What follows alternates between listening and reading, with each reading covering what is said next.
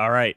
So for all of you that are tuned in and ready, I want to let you know that Dave and I just went through like 6 minutes worth of talking until we realized that we weren't live. So welcome to absolutely an unreal and unlike any other AAT sports across the pitch. Dave, thank you so much for bearing with me. Mike Barrera off for the night. He had a long night yesterday at the stadium. I was unfortunately not able to make it. Dave, obviously across the pond in the UK.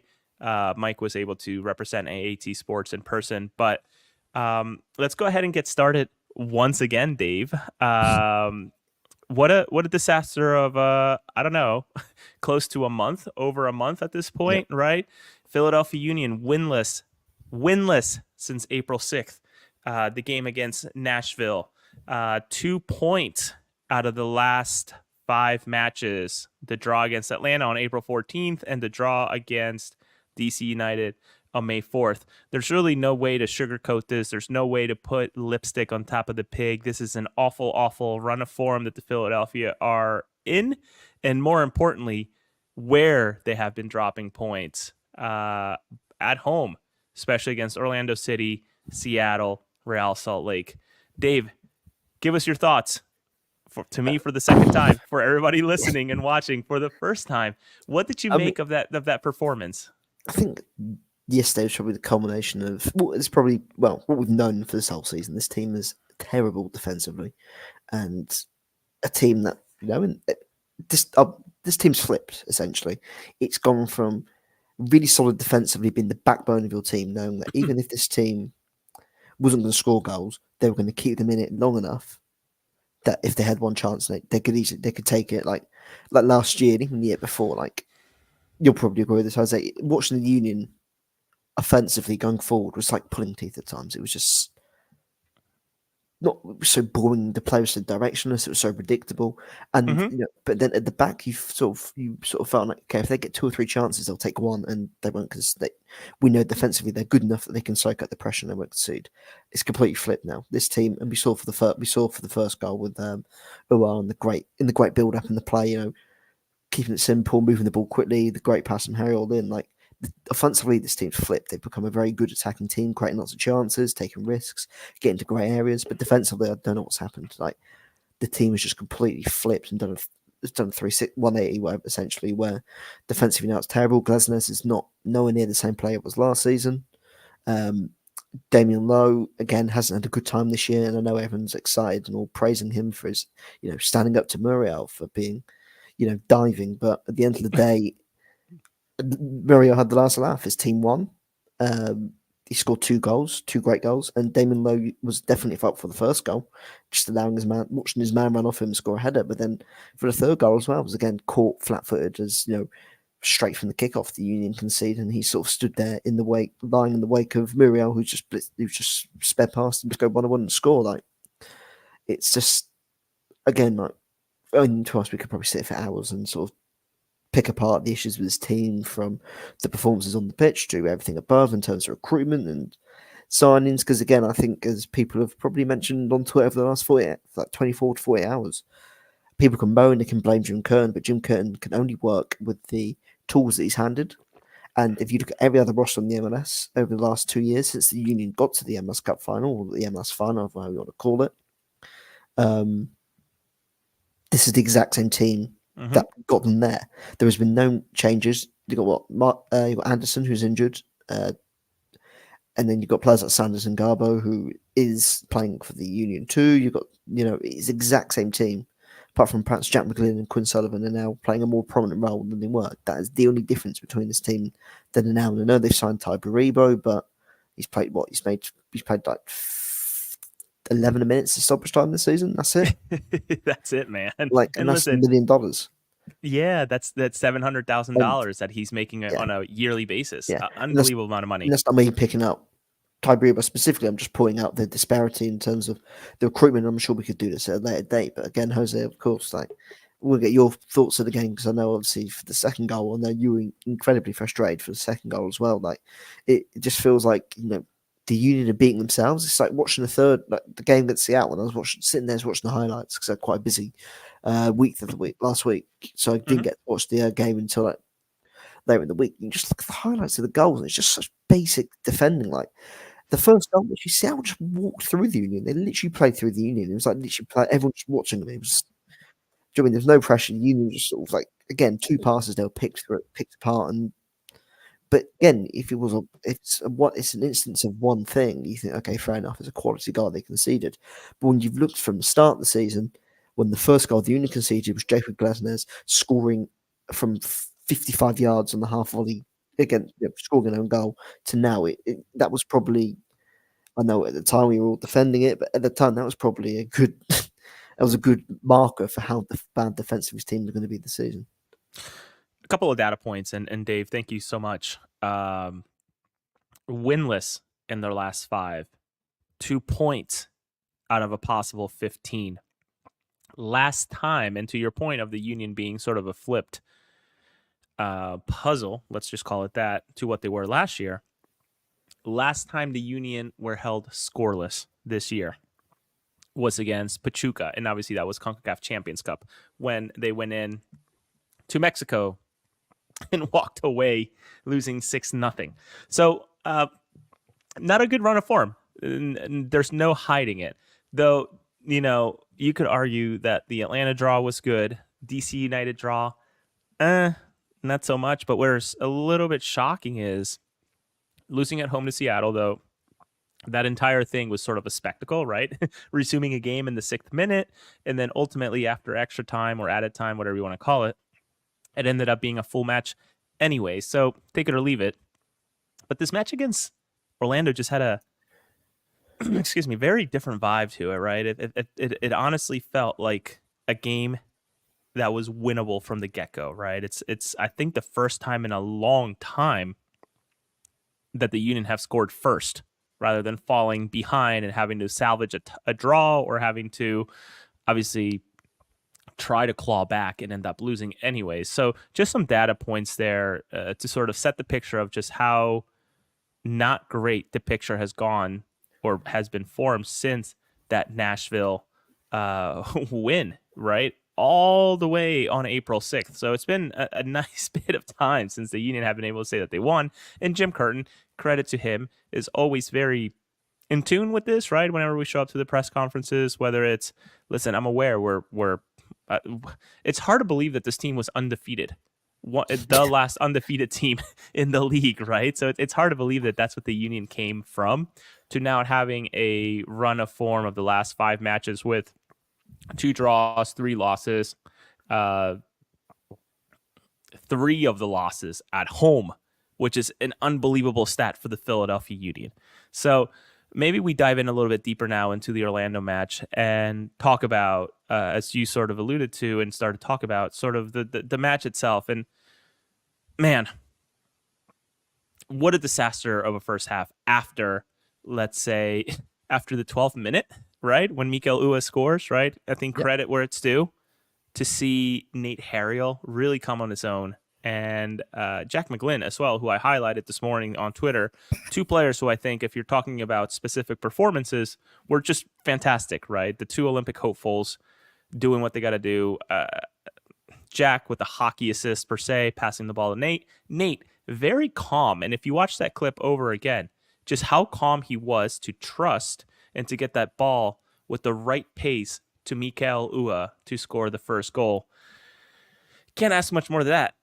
But it obviously all went to shit after that, because fast forward to, what are your thoughts on that first goal? Interesting set of events, right? I think it was a corner that then was bounced out. Jack gets a hold of it, passes it to Nate to Mikel, goal.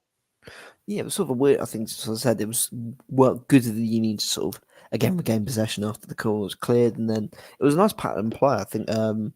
I think instead of, Ali had the ball, and instead of panicking and just lumping it back in the box, he kept it simple, went backwards, and sort of the Union then, I think as you said, it went wide to Jack McGlynn, who played it inside to Nate, who, again, had the wherewithal to get his head up, look at the space, and find that Ula had that couple of inches in the box where if he got his touch, if he did everything right, he'd scored, and he did exactly that. It was very, very well worked goal. And I think that alludes to what I was saying earlier in terms of the way that his team's flipped. Like, again, it's players playing off the ball as well as playing on the ball. Like, we're so frustrated in other years where, like, watching the Union when they were on the ball and attack, and it's just everyone was stagnant, was static on their stood where they were in their position instead of players trying to create movement and make movements off the ball, trying to create space.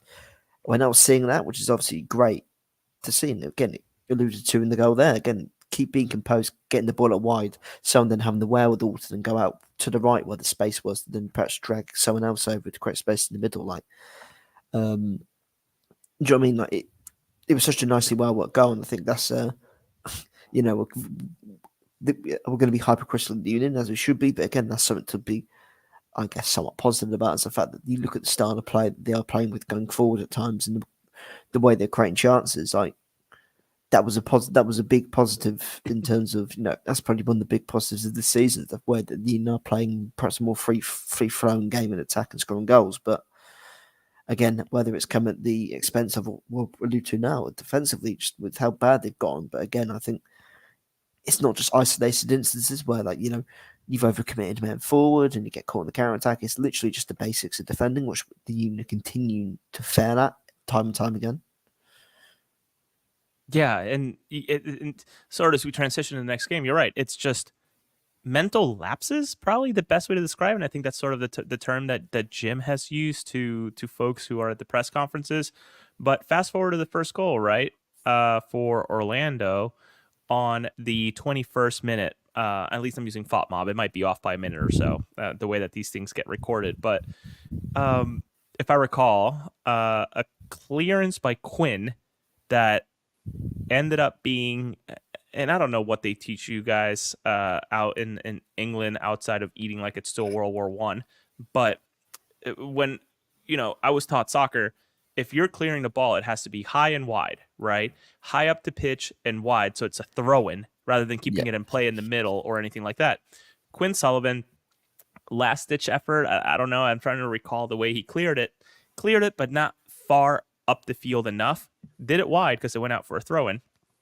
But fast forward, quick thinking by Orlando in terms of getting that throw in quick right away.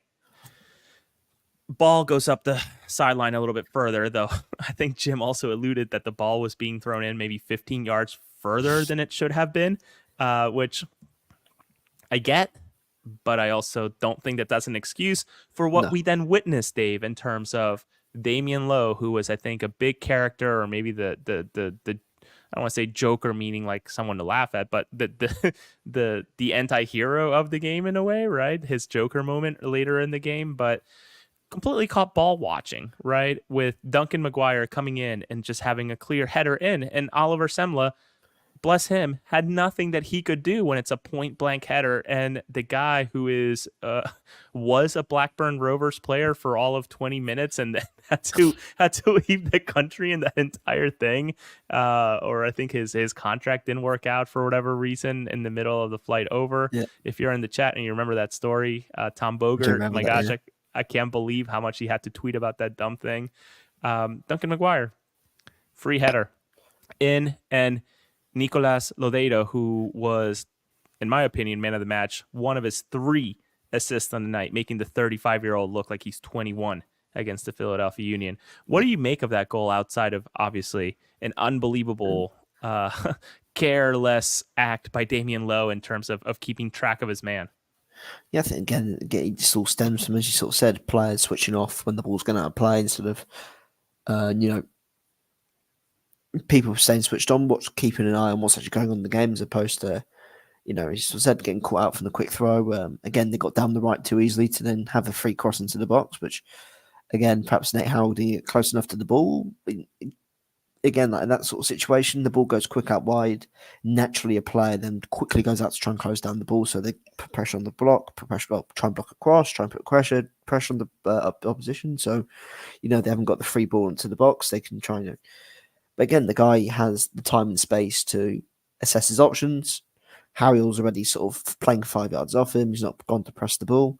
So again, he's able to then take another touch to take the ball beyond Harry to curl the ball back into the box. And as you sort of alluded to, Damon Lowe's just stood there flat-footed, watching the game, just watching as his runner goes across. He got surprised, Dave. I don't know if you remember, like the replays, and I thank you, Apple, credit to Apple and MLS. I post these clips, but watching that replay, Damien, like, then like something finally turns on. He's like, oh shit, Duncan McGuire's in front of me. And you sort of see Damien just like you know what I mean? Like kind of like a Yeah, jolt, but it's already too late. And ultimately you yeah. just see at the end of that entire play, Damien Lowe go to the ground and put his hands in his head, and for a good reason. Your brain shut off. I Yeah. just don't know what else to say about it.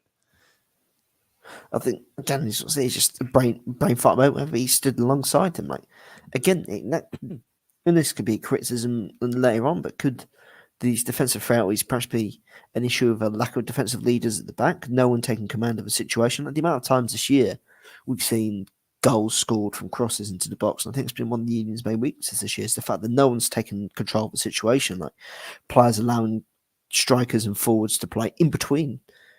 No, strike. Yeah, obviously, good evening to the Almanies Yes. in the chat. But no, again, it's a situation of the two defenders allowing the solo strike in the box to play in between the two centre halves, and then he's the one getting on the ball because both defenders are sort of half ball watching and hoping the ball comes to them, and it goes in between them, and the striker has the free run to do whatever he wants. Yeah, it's just the basics of defending. There was no leader in that defence that is going to take initiative of the situation, and maybe that's something that the Union need to address. I presume that they will have the chance to sign players in the summer.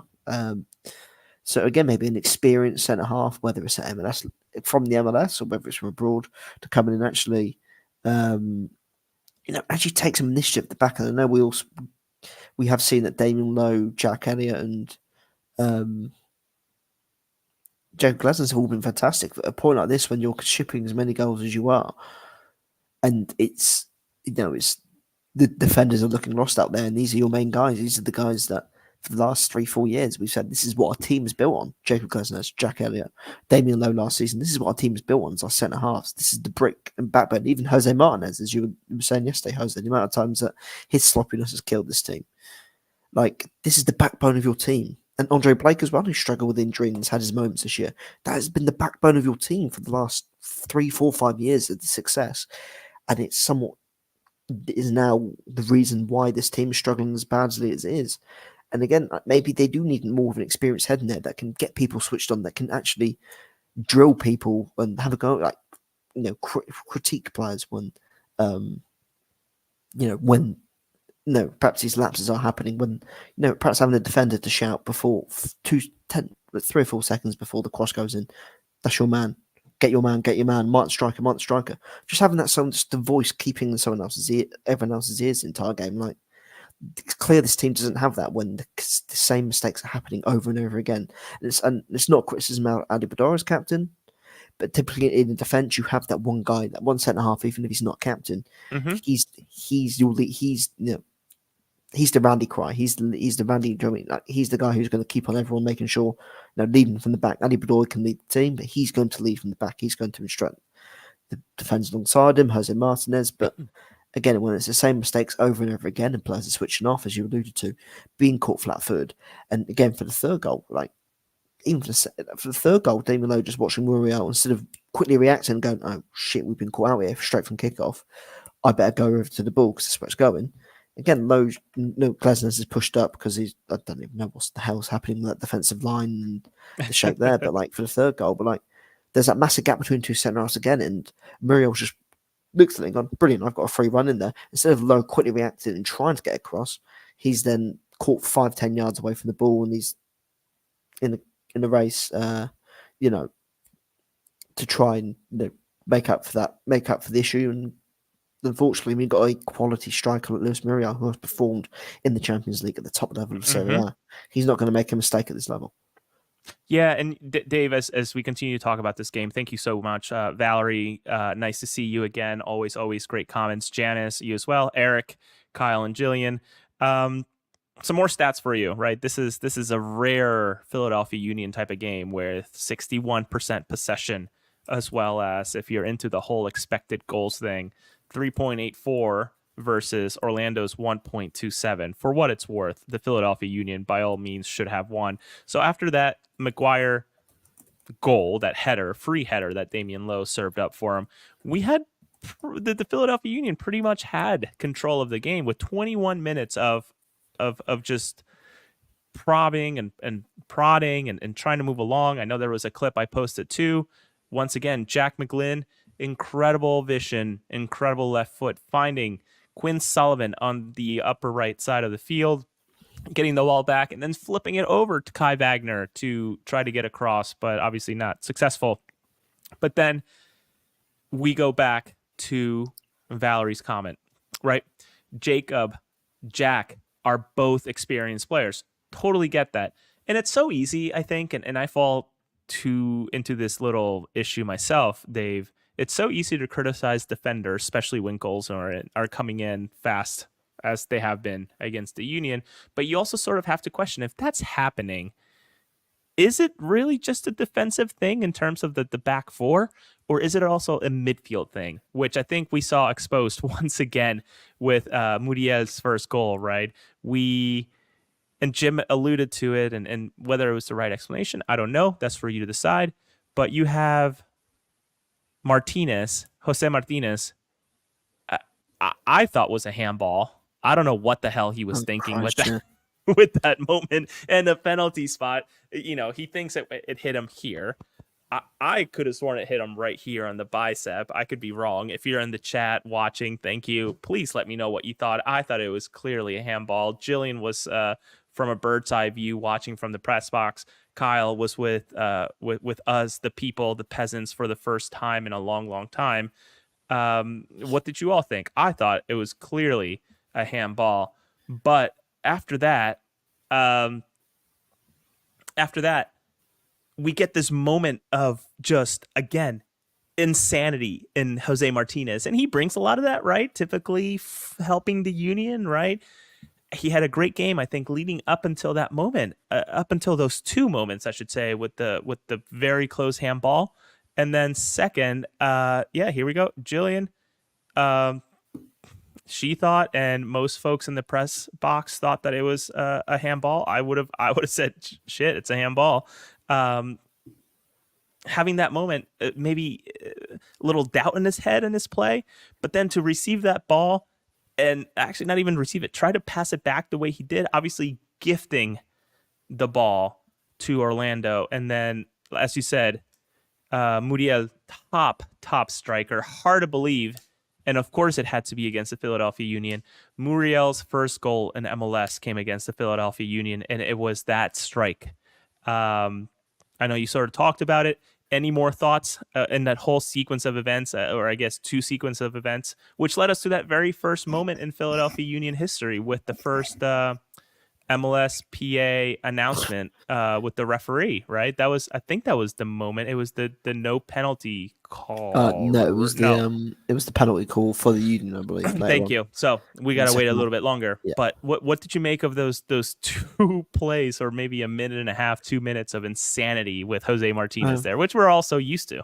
As you said, there's moments of insanity in it. Again, here's a player that takes risks and plays, and takes risks. But again, it was one of those things where, I don't know whether it's just a loss of the head, or again, you see the guys there. So why are you then giving the ball back to Kai Wagner when you know that he's got a man on him or man next to him already who could potentially cut out the pass? And as you sort of said, I think the play speaks for itself, doesn't it? Really, it was just a bonehead decision at a moment where you couldn't really afford to have it going into half time. To give up a goal like that against an Orlando team who has got some very good players there, and you look at sort of Lucho again, Luis Muriel and Ladero, who they brought in over the off-season. Like, again, they've really contributed massively to the team, and they're having a great impact on the team. Like, Ladero already's got 5 assists this season, and three against the Union. Sadly, 3 against the Union. But do you mean that they've added quality players to their roster who not only have Ladero, has lots of MLS experience, but then a proven goal scorer like Luis Muriel, who has played at the top level in Europe. Again, but yeah, I don't think there's really much else to really comment on for that second goal. I just think it was a stupid moment, but then perhaps the Union was sort of caught out a little bit in the sense that, because again, they were probably stretched out because the Union were essentially playing as if, they were in possession. So again, they'll spread out, give the ball away. That's all. These are a bit chaotic at the back, but could perhaps someone have tried to apply pressure on Muriel, trying to come in and block the shot. But I think again he sort of had the free space around him in the box to just hit it as hard as he could. But I don't think as much again Samler could have done to actually keep it out. It was a great goal and fantastic strike.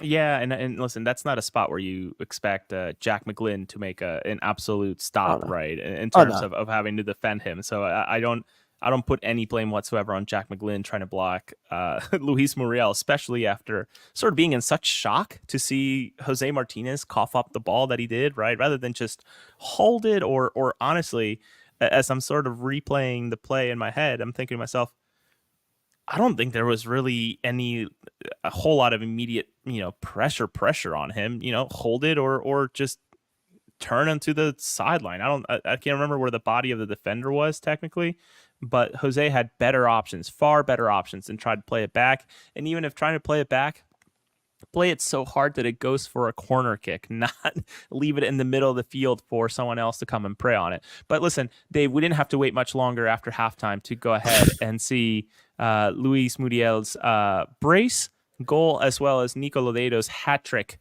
of assists with really another disaster of a defensive set piece, right? What can you break that play down for us a little bit? So, I mean, admittedly, I wasn't even in the room when the goal went in. So I thought quickly before halftime starts. You said you were going to the bathroom, right? Went to the bathroom, let my dog outside, and let my dog out to the toilet quick. And I said, "Yeah, I'll be back for the second half." It usually takes a long while. Come back in, and then the third goal's been scored. They've just kicked off. Going, what the hell? What have I missed? Yeah, I mean, it's just a terrible. Again, it was just a terrible start to the second half, and you sort of saw again, like as you alluded to, like Union get the ball, trying to let the ball forward. Orlando win that first ball and the second ball, and at that point, Glasnost is out of position. Defensively, the Union again, there are gaps in the Union defense, and the ball's played straight through. Muriel scores. I think perhaps could low have, perhaps been a bit more on his toes. Maybe he could have, tracked the run of Muriel. Because again, if Glasnost is 5-10 yards ahead of you and Muriel's playing off, because it's not like there was another striker around Damien Lowe. He should have probably tracked the run, but again, it's the same old mistakes that have plagued this team all season. It's not just a one-off issue. It's the same issues game after game after game after game. Listen, I sent that clip to an ex-Union player who played defense, and all I got back were just the eyes emoji of like, whoa, like what the hell's going on? So yeah, that third goal that ultimately sealed the deal for Orlando, despite the Union clawing back, and we'll talk about the penalty kick. But just again, the shocking mistakes. And Janice makes a point here, which I appreciate. You wish that Semla would be able to communicate more, have the comfort in communicating more. I personally think I see him yapping, but obviously him talking to players is very different than Blake talking to players, right? Blake has had the years under his belt of leading this team, being the heart of this team, being the almost talking piece for this team too, right? In terms of being very open about what he wants this team to do, what he wants ownership to do, though Kai Wagner's close second. Todd Lewis, thank you for sending me that clip, but Kai openly asked ownership to invest as well during the Union-owned podcast, the Doop. So even in state media, Kai is letting it rip about ownership in a way, which is sort of rare and kind of funny. But it's just another shocking mistake, man. And listen, here's Eric. That's the point. Other teams have gone and gotten impact players, and the Union have not. They keep trotting the same players over and over again, which you could argue, okay, that's true. But in this league, sometimes being consistent and having consistent players that are tried and true starters can help. But ultimately, it's getting to the point that maybe it's been a little too long since fans and press and folks within the team have seen different players out there. And you don't have to look much further than some of the clips I'm putting out there of coaches and players, right? When they're doing their match day -1 or -2 press conferences. The Orlando City coach said it. Atlanta United coach said it. Exact same way. Philadelphia Union are a direct team. They haven't changed a lot in terms of the way that they play or the roster, but they're still very, very physical. almost like word by word, Dave. I can't even make it up. When I was listening to this, I No, thought to myself, this is like they shared homework, right? About the team that they're facing, which you don't have to be a genius to realize the way that the Union play. But if it's to the point that coaches for 4 weeks apart from one another that compete against you are saying the exact same thing about the way you play, maybe things need to change a little bit. I'm no scientist here or a professional coach, but I would think that something has got to give in terms yeah, of what they do. I think I agree. I think it gets to a point where if you're not, reloading the team, making bringing in new players or different players, like the style of play you do possess does become boring. I mean, you look at Stoke in the Premier League when, they were notoriously they were hard to break down. They were robust. Um, you know, in terms of the way that they played, getting the ball going long, physical, getting the ball in the box, set pieces. But again, they retooled every year. They brought in new players. Do you know what I mean? They kept things fresh, and this is what this team hasn't done: is keep things fresh and bring in different players that can offer you different things. It's just sort of the same thing every game. And I think we alluded to last year when Corey Burke left. Yep. This team's not got a physical presence in attack. Where okay, you play a physical brand of football, and you aim to get a lot of crosses into the box. But when you haven't got a bruiser in there, especially in situations like last night, who you know is going to win headers, you know is going to cause chaos. Like again, if you want to play that physical brand of football, that's what you need. But at the moment, we're not seeing a physical Union. I don't think this team isn't as physical as it once was. Like I think in terms of, I guess in terms of, um, defensively, I think again you sort of knew the Union bodies on the line, camp behind the ball, don't offer limited space in behind. Like that was the game plan, wasn't it? It's difficult to break down as possible, and it's so easy this year. I don't know what has changed a bit, but again, you sort of, as I mentioned earlier, you see the flip in how this team plays on the ball and how much how much more improved it is in the attacking sense. Yeah, I just don't know, to be honest. I think again, and the point to Semler, perhaps Semler's not confident enough to speak with the team and communicate. Like, or perhaps he feels like he, you know, Semler players not having the thing. But again, it's all good and well saying that Glaznes and Elliot are experienced defenders. Damon O's an experienced defender, but there's a difference between being experienced and a leader. Right. That's And exactly it. if your goalkeeper was your lead, goal Andre Blake at 100% was your lead and communicated things and kept everyone in check. He could see the field. Uh, when he goes, you still need that defensive. You still need a player in there who's going to take initiative, and there was no one in there that takes initiative, and it shows week in week out when the same mistakes are occurring. Defenders are just watching their players go off them, stray away from them, and have free runnings at goals. Like it's the same instances every week, and it gets to the point where really you need to question whether okay, sorry guys, one of you's going to have to be sacrificed and probably miss out on the matchday squad because we need a guy in there who's going to, as Eric said, take accountability and be the guy that is going to take accountability and lead and order people around and boss people around. There's no one in that team defensively is going to, the first goal goes in, the third goal goes in. Everyone just probably stood there head in hands and on hands in their hips. There was no one turning around and bollocking another player and going, you need to switch on. That's your man. You've got to switch on. No one's doing that. Everyone's just, okay, we'll kick off again and go again. Third goal goes in. Another instance of, as you alluded to, you spoke to a forward player and about the defensive shape and everything for the third goal. They clearly weren't impressed with it either. Someone has to then take initiative and go, this is not good enough. You need to switch on. And do you know what I mean? There was none of that accountability and there's none of that leadership in there for players trying to rectify the mistakes because it gets to a point where the same mistakes are happening week in and week out. It's not just, it's a one-off instance. Andre Blake's injured because these mistakes were happening when Andre Blake was in the team.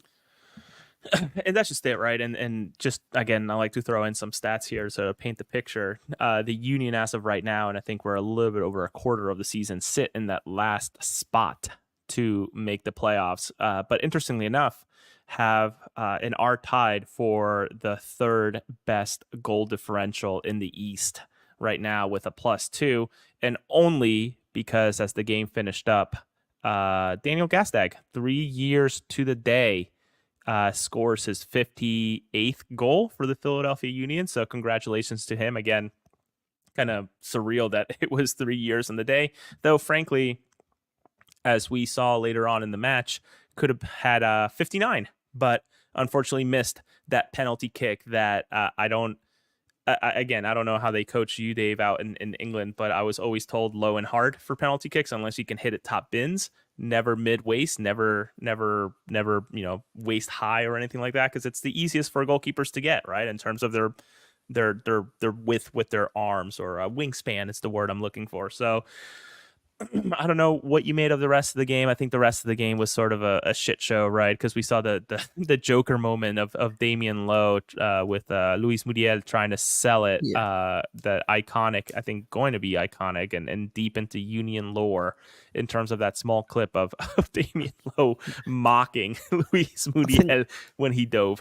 I mean, it's hardly for me. I think for me, I know people will like celebrate it, but again, it holds absolutely nothing when, the team was, as you mentioned, it was a shit show of a game, and you lose the game, end up losing the game like that. And again, you can show the individual clip and say, "Oh, look, this is the incident." But again, Luis Muriel came out on top. He embarrassed the Union Yep. and scored twice, and they won the game. You can sort of see. At the end of the day, for me, I think the incident sort of again, it was stupid play acting, whatever. But the incident, The whole thing was stupid. Again, it's stupid. It'll hold nothing to me when I see it. That's just again, they lost, but they shouldn't have. And again, at the end of the day, how should I put it? I mean, again, I think as Eric's mentioned as well, like again, that's an impact. Muriel's an impact player that's come from Europe and has made an immediate impact, made an immediate difference to his team, scoring 2 goals and a big win that helps Orlando move up the table, whilst the Union are floundering like 10th place, 9th place, just about inside the playing spot.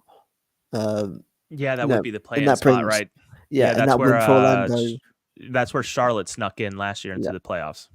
And that win for Orlando is essentially taking them from towards the bottom of the Mhm. towards the bottom, like the bottom couple of places in the table, up to within a couple of points of the playing spot. So I mean, again, that win could have been the chance for the Union to quite a distance between them and the teams below them, but unfortunately, the win would have put them on 17 points. But again, unfortunately, they're now only just a couple of points behind, ahead of Atlanta United, Orlando City, Montreal. You know what I mean? Like, so again, as we sort of alluded to, this team was unbeaten, and within about 1 point of Yep. 1 point of top of the Inter Miami. That difference is now 13 points. And and again, not to listen, this is a league where I think it's like 60% of the teams make the playoffs, right? Yeah. So let's make no mistakes that it's early, especially when we sort of start shifting into Wednesday's match. But before that, I mean, Wednesday match can, with the Union win, that throws them potentially into as high up as 5th or 4th place. So 5th place, really, as high as 5th place if they win and everybody else loses in terms of Charlotte, DC United, and Columbus. So it's still very, very early in the season. But listen, it's been a tough watch. Again, having not won since April 6th it's a very weird thing, and even more so when you again remember that this was the last undefeated team in the league, right? And no CONCACAF Champions League anymore, no US Open Cup because of the Union not participating. Who knows? We had some comments here. Give me a second so we go through them. I like to make sure we highlight all of them. Eric, yep. And Dave, this is actually an interesting thing to think about, and we'll get to the rest from Frank, Ali, Janice. Where would this team be this year if Julian Carranza would have been sold? Right? How much worse would things be? Never mind what they could get later in the season if Julian Carranza is to depart midseason, or even next year if he was to pre-negotiate a deal that starts January 1st with a European team over the summer. So Frank asked this question. So if new blood is needed this summer, which it seems, who leads that charge, Curtin or Tanner? It's Tanner. through and through. It's It Tanner. will be Tanner, but it should be Jim Curtin. Listen, you said it. Just putting it out there. I think it's Tanner who leads that charge.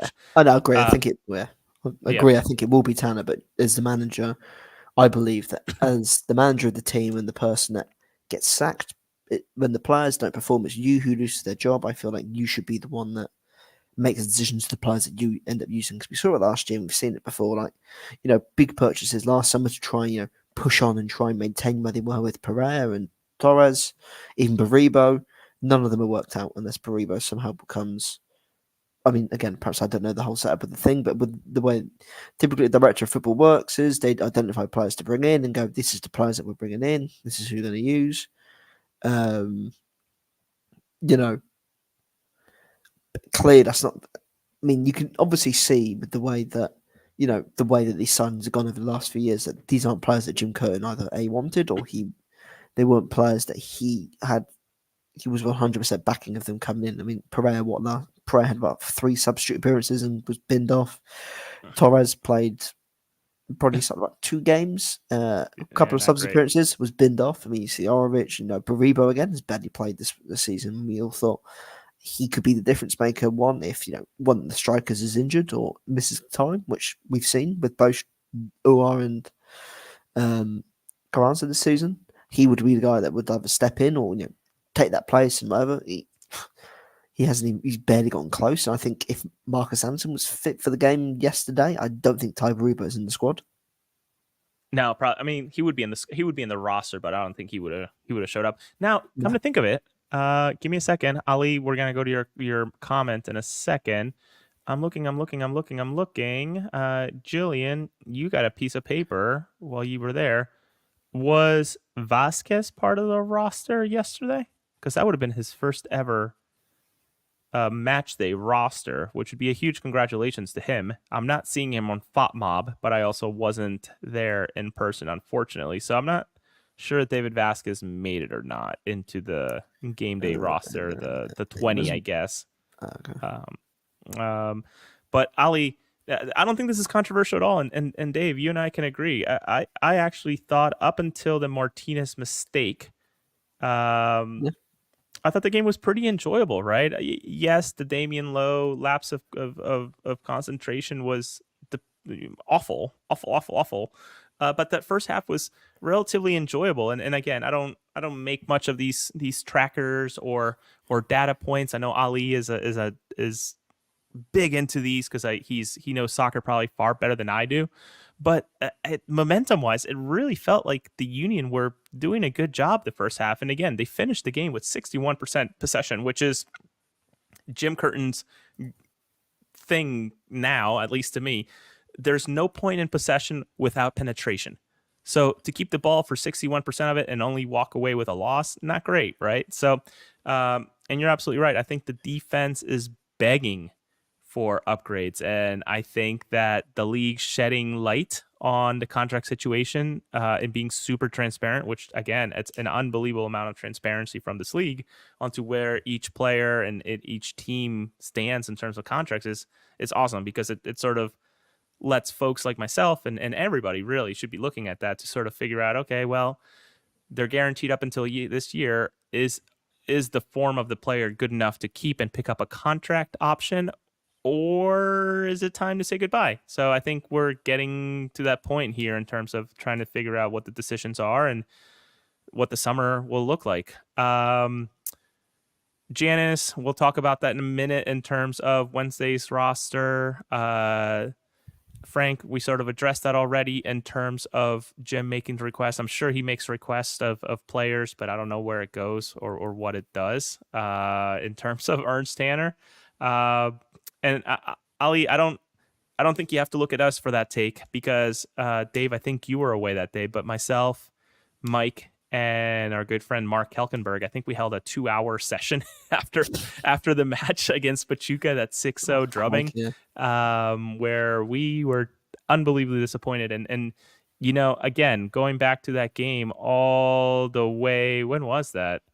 That was that 6-0 was March 12th. Since After March Crikey, 12th, they drew against Austin, won against Portland, super short-handed with everybody in international duty. They beat, I think, a very weak Minnesota United team at home, who still had Reynoso away in Argentina AWOL, though he just came back, according to Tom Bogert. So we'll see how they reintegrate him. But then the Nashville win, which was obviously good away from home.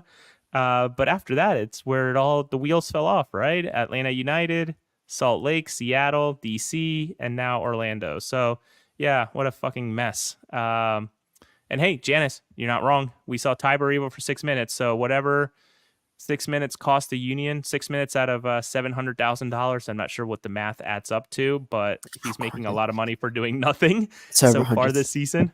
About 112,000, 113,000. Yeah, it's a lot of money. Yeah, let's keep moving here. Thank you, everybody, for commenting. Thank you to, I think this is right, 145 people who are watching, listening to us gap into microphones. Thank you so much. As we close in to the 50-minute mark here, and I knew we weren't going to do it in 30 minutes. Yeah. It's the homecoming. It's the homecoming of two players. Matt Freese and Andres Perea coming back to Subaru Park this Wednesday. And it comes with no controversy, right? We'll see what comes out of it. But New York City FC, I'm not sure if you caught that at the tail end of the match yesterday, Dave. A gigantic fight broke out between Toronto and New York City, and a lot of players were involved. It's worthy of a watch if you're following Tom Bogert. Make sure you go onto his Twitter. He posted clips. Him and I forget who co-wrote the story, but they're investigating what the hell went on. But I have a feeling that tomorrow or Tuesday, and I think maybe this will be helpful to the Union, some players may not be available in terms of suspensions against the Philadelphia Union. So about 3 days away from the next match, I suppose that Jim Curtin will be speaking on Tuesday. I will be there taking clips, taking notes, sharing with everybody. But what do you make against New York City, Dave? 5th place, even in terms of goal differential, and 3 points ahead of Philadelphia. Again, very, very early in the season. Yeah. I think going off, the last few games, I think you wouldn't, I'm trying to think of the way. You wouldn't, blame anyone or begrudge anyone for thinking that, the Union might struggle to win this game. I don't think you could really begrudge anyone for that, but, it's going to be a tough game, as you sort of mentioned, and alluding to that game, obviously, NYCFC winning 3-2. Pereira scored the winning goal. Yeah, he did. And it was a nice one, too. It was a nice little tap in. Kept the play up. Again, he's coming in with a bit of form. He's coming in feeling confident against his former team. And again, this is for him, and I don't say not really a revenge game, but perhaps a prove it game for him. Mm-hmm. Probably. To prove to the Union, like, look, this is what you gave up. Like, do you know what I mean? This is what I could have offered your team, and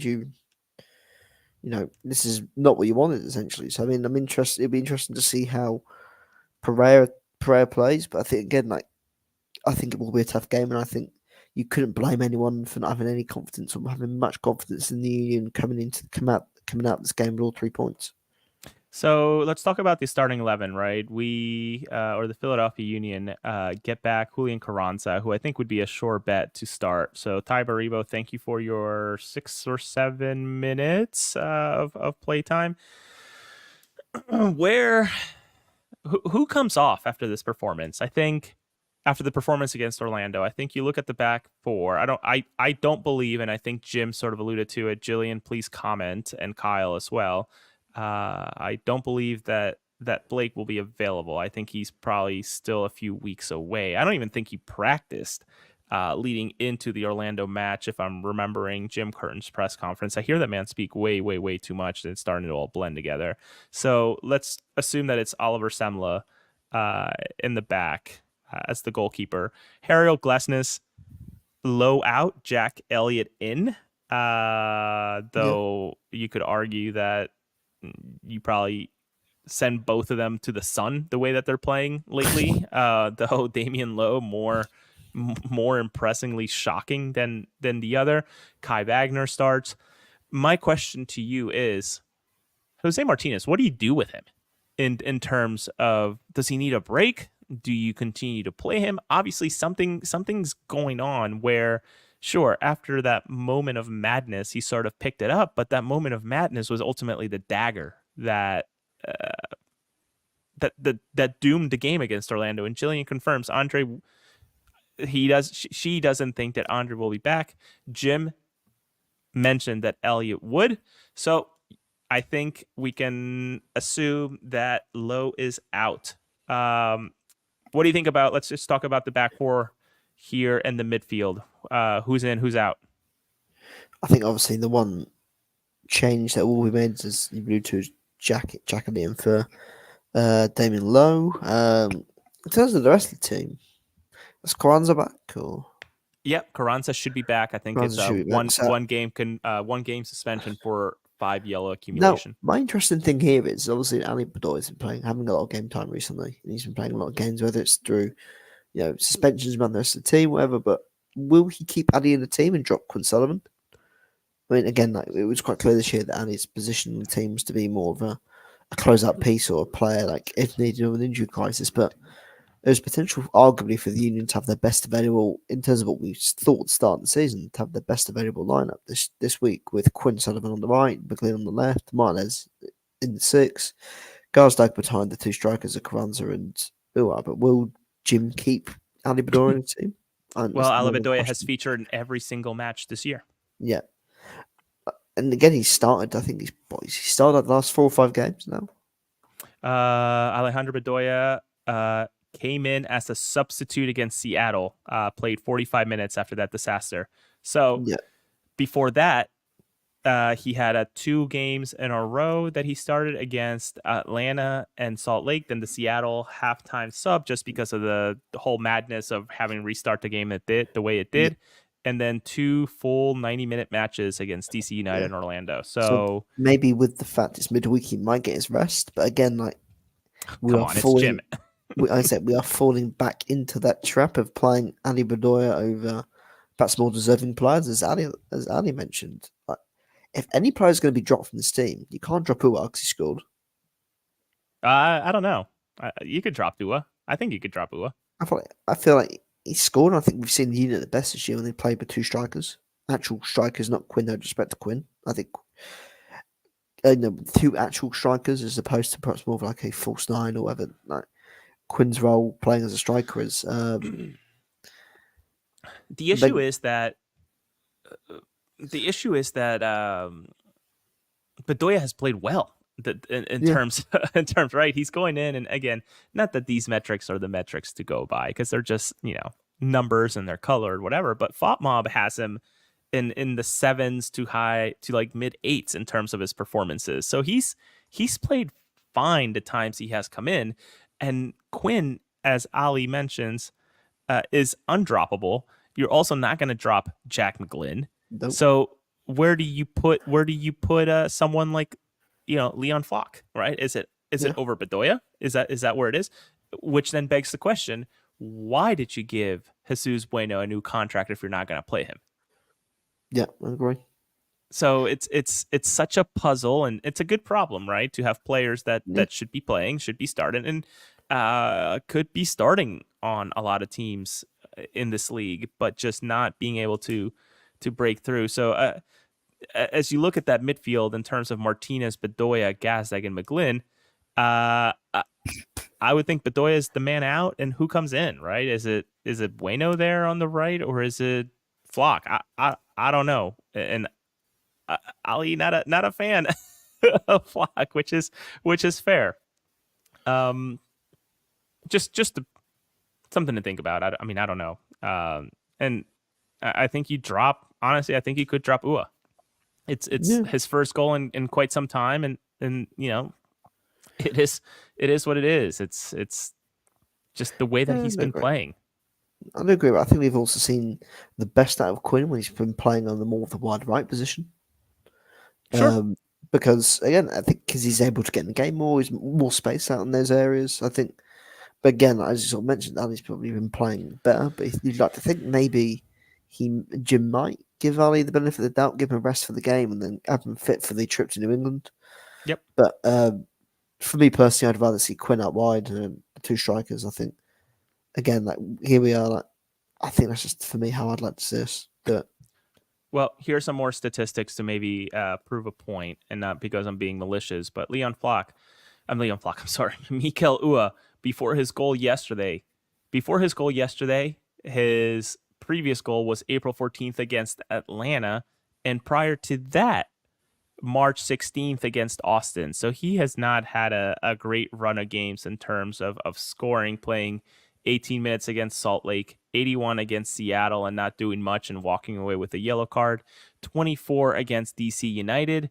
Though it has to be said, he is also human. Congratulations to him and his wife. They just had a child. I know how tiring that can be, or their second child, I think, maybe third. Jillian, you know this stuff better than I do. I know you just welcomed a new one into the world, so that could be taking a toll in terms of practices and just his body. But there's no way the gym is dropping Quinn and Jack at the same time, or it's going to be very, very difficult. Where is this? It's not selecting. Ali had a great comment. I don't know why comments are not coming through for some reason. I see Janice. Yes. Oh, there they are. And that Janice is not a fan of Leon, and Ali also being realistic. Flock is sort of and y'all can sort of chime in if I'm wrong, but it feels like it was a previous iteration of the Union that no longer really fits the way this team plays, especially with how much they're scoring. It's just a defensive side, right? Do you want to stifle the way that they score by putting someone like Leon Flock, who's as rigid as they get, but sound-ish defensively?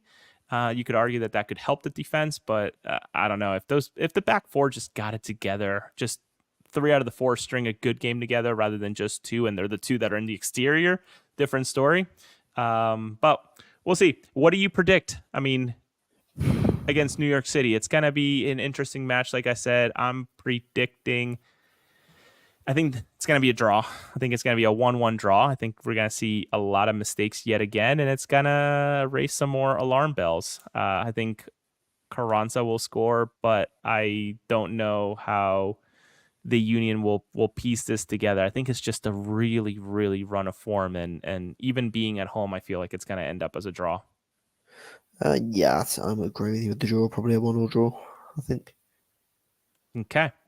So as we wait 3 days from now, though, the wild card is in the hands of the MLS, of MLS, in terms of deciding what the hell comes after that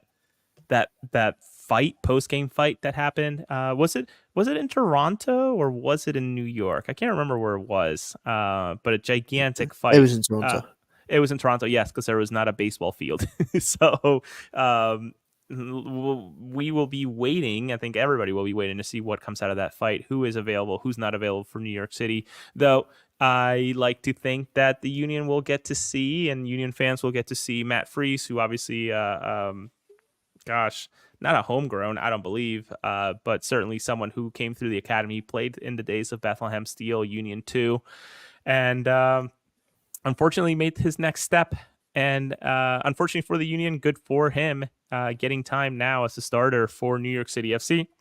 And Andres Perea, I think someone who got the short end of the stick. I think he, in the time he played, was good to maybe efficient enough that he should have been getting more time. But something was up. Who knows what? But as we close out the night, Dave, any last words ahead of this match? I think, again, you're hoping for the best, but I wouldn't be shocked. Going off the way this team's played defensively, I wouldn't be shocked if, they get beat. They end up losing the game by 2 goals, or conceding 2 or 3 goals, because that's been the trend all season. But yeah, I'm going to go with it. I think it will be a draw. I think the Union will have enough to get it done. Yeah, well, we wait and we will see. I will be there at the game. Mike will not be at the game. Dave, I don't know if you're watching live or not. I don't blame you if you wouldn't. A 5-hour difference. No. I'll be at work, so yeah, you'll be at work. So stay tuned leading into the game. Jim Curtin press conference, I assume, will be Tuesday. We might be getting some updates tomorrow in terms of who's healthy, who's not, as sort of things make their way through the grapevine, as well as really what MLS wants to do with the disaster that was the fight between Toronto and New York City. On my end, everybody, thank you so much for tuning in. Exactly an hour and 3 seconds so far. Dave at Dave GFC Miller contributes to the site, writing recaps and writing stories leading into the matches. Myself, doing a lot of interviews, a lot of conversations, writing the occasional review of matches and recap.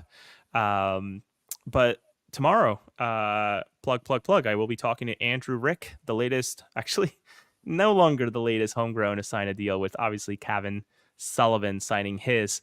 But stay tuned. 20-30 minutes with Andrew Rick, hear about his story. I'm really eager to ask him about what the deal is in terms of what those conversations are like with those short-term contracts, and ultimately how happy he is with this homegrown deal that I know some folks in the press are very quick to say that he was handed a deal, when in reality, I think you have to be a little bit more appreciative of his work to get to where he is as it is, never mind, the circumstances that led to it.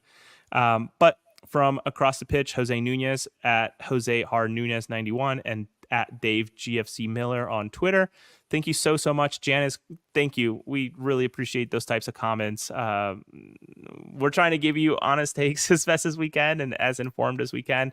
And we hope to see as many of you, or I hope to see as many of you as possible on Wednesday. Obviously, they're not the best games to attend as it's midweek. But see you all at the game, and Doop.